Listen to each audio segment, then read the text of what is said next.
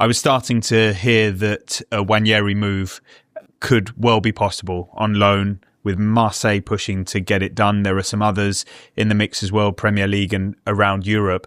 And then literally ahead of publication, got the green lights that this is one that is good to report on. And so that's why it leads the deal sheet. A bit of lifting the curtain there on our journalistic process. So there's no agreement yet, but Marseille are in a good position on this. Depending on what time this pod airs, things could have even moved on by then. They've had positive conversations between their coach, Roberto De Zerbi, the Arsenal manager, Mikel Arteta, De Zerbi, and the player Nwaneri himself. The idea would be a straight loan, or dry loan as they call it in Europe, with no option to buy.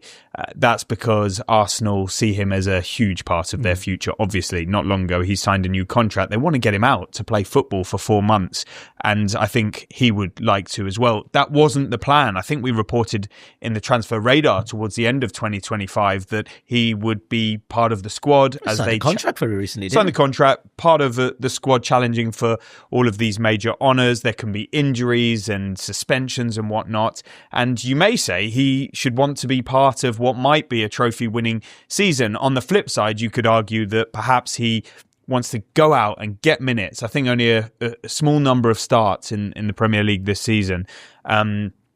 And he's not been in some of the matchday squads recently. And perhaps he thinks, I'm going to come back in the summer and then cement my place in the team, having got these minutes under my belt.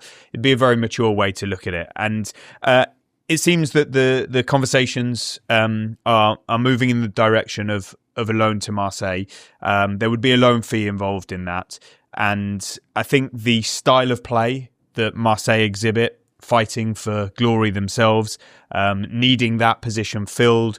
Roberto De Zerbi, who is a coach I think that many in the coaching fraternity like and admire and have strong relationships with. And so, let's see how this sort of shakes up, because he's got a decision to make, which I'm led to believe is coming very soon. The Arsenal preference is there. And it's one that perhaps we didn't quite see coming, but it'd be pretty significant if it came to fruition. Yeah, Jack, I don't know if you've seen much of Ethan Nwaneri this season or last season, in fact, but you look at Roberto De Zerbi, Marseille currently third in Ligue 1. Could this be a player that works for a manager like that if it does go over the line?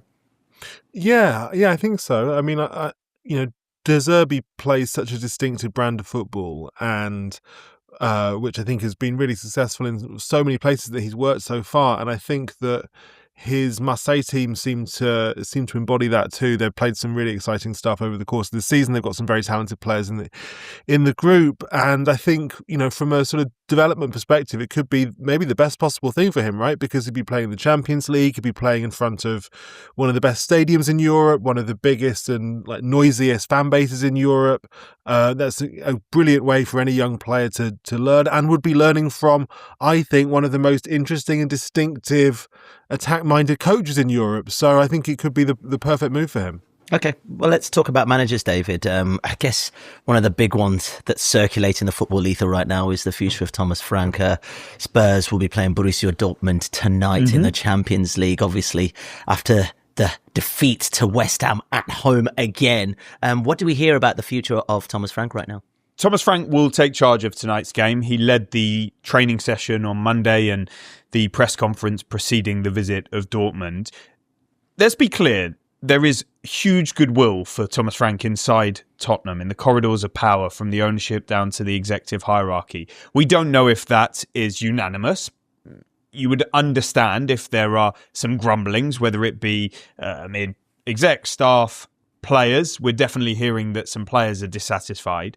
But those who call the shots, so we're talking this new executive leadership team, Vinay Venkatesham, Johan Langer, the sporting director, and ultimately the Lewis Family Trust, they want him to succeed. That's why they brought him in. They claim it was an extremely thorough process, and he's a likeable guy. He's obviously a good coach, and a bit more respect is needed than I think we see out there in the public domain. However, there's a realism to this as well. He is under intense pressure his job is in the balance, you could say.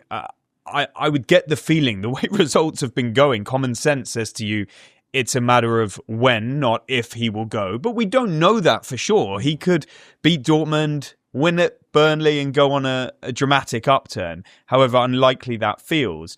And Tottenham will be realistic. They will know that... I don't think they will appreciate the term out of his depth, because he's far more in his depth than many other coaches in world football. And he did a really good job at Brentford, Bromby, etc. But it hasn't worked at Spurs. But there is an acceptance that this might not have been the right fit.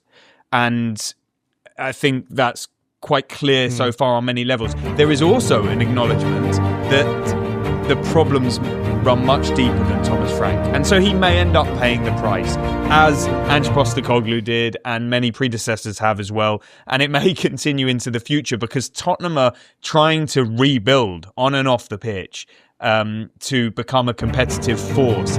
This quote that the new ownership came out with, they want more wins, like that night in Bilbao, is not looking so pretty right now.